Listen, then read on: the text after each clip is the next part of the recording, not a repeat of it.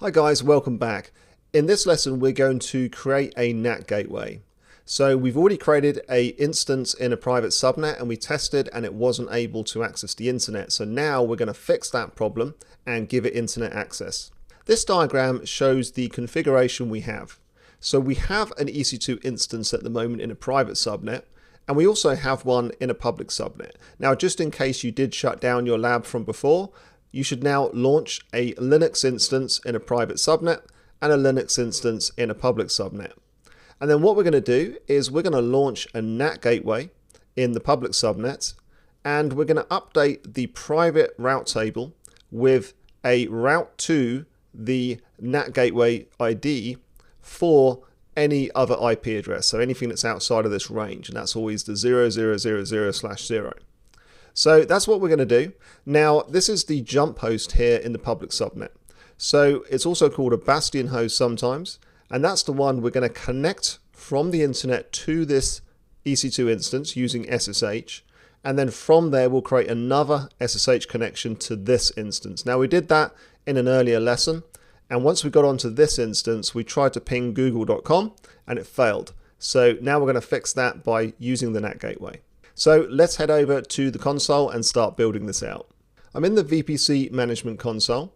On the left hand side here, I'm going to choose NAT gateways and I'm going to create a NAT gateway.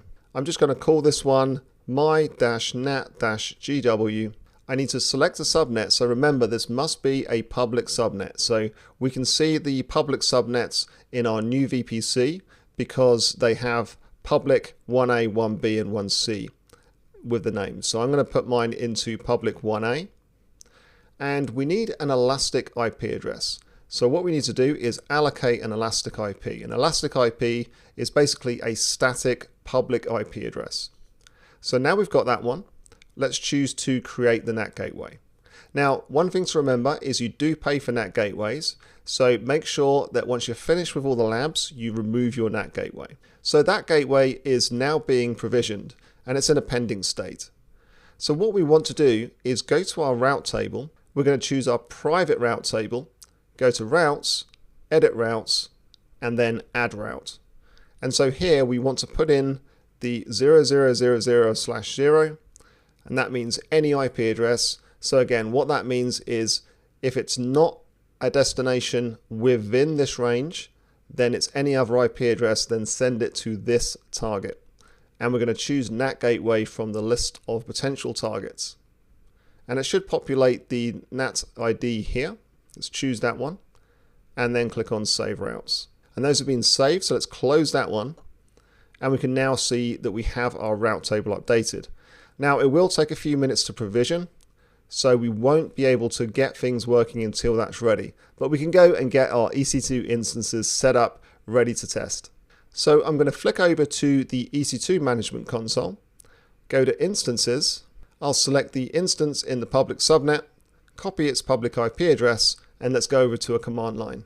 On the command line, I'm going to type ssh-i, put in my key pair name, and then ec2-user at IP address, and let's connect to our public instance. Now we're on our public instance. Let's go back, get the address of our private instance, so the private IP address, and then let's connect from here. Now you should have your key pair file here on this machine. If you haven't got that, then you need to create this file and you need to copy and paste the contents of the file that you downloaded to your PC into that file. So it should look something like this. It should have the contents of your key file from your PC that you downloaded earlier in the course. So let's just clear this out, and what we're going to do is type ssh-i key pair name ec2-user at, and then we put in the private IP. So now we're actually connected to the command line of the instance in the private subnet. So let's try and ping google.com, and we know this didn't work earlier on. So now we get 64 bytes returned, and all those ping responses are coming back. So that is a successful result. That means we are now using the NAT gateway from the private instance to access the internet. So just a quick recap, just in case things didn't work. So what do we need to make this work? Firstly, under security groups, make sure that your security group for your EC2 instance does have an outbound rule allowing all traffic. Then under VPC, refresh your NAT gateway and make sure that it's in an available state. You also want to make sure that you've deployed your NAT gateway into a public subnet. So make sure it is. So if you go over to subnets here, you can click on the subnet and we can see this one is public 1A, so we know that's a public subnet. You also need to go to your route tables, make sure your private route table has a route in there to the target. And that's it. As long as you've got those things set up, then you should be good to go. Now, we don't need to keep this configuration running now, and as I said, NAT gateways do cost some money if you keep them running for a while. So I am actually going to remove mine. So I'm going to come back to NAT gateways, go to Actions, delete NAT gateway, and that will be deleted. Now, the other thing that you need to do is go to Elastic IPs, and you'll find this is the Elastic IP. Now, you don't pay for these Elastic IPs when they're in use, but if they're allocated to your account, but they're not used, then you do pay a small fee. And that's because AWS want to disincentivize you from using public IP addresses because they are in high demand and little supply. So what we need to do here is release the address, but we can't do that yet. As you can see, it's grayed out. So we've got to wait until the NAT gateway is deleted and then come back. But the other thing we want to do is go to route tables and pull out our route.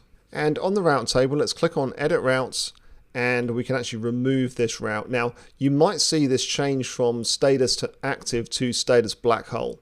And a black hole basically means that they know that there's no good route there. So it's leading to a dead end basically. And that just means that traffic will get dropped if it's sent there. So that is not a good thing, but either way, we don't need it now. So let's remove that route and click on save. And we can close here, and that's gone. Let's go over to EC2, and we can terminate the instance that is our private instance. We're not going to use that now. So what we do is go to instance state, terminate instance, and click on terminate, and that will be terminated. We do need to leave one instance running for a future lab, so let's just leave our public instance running for now.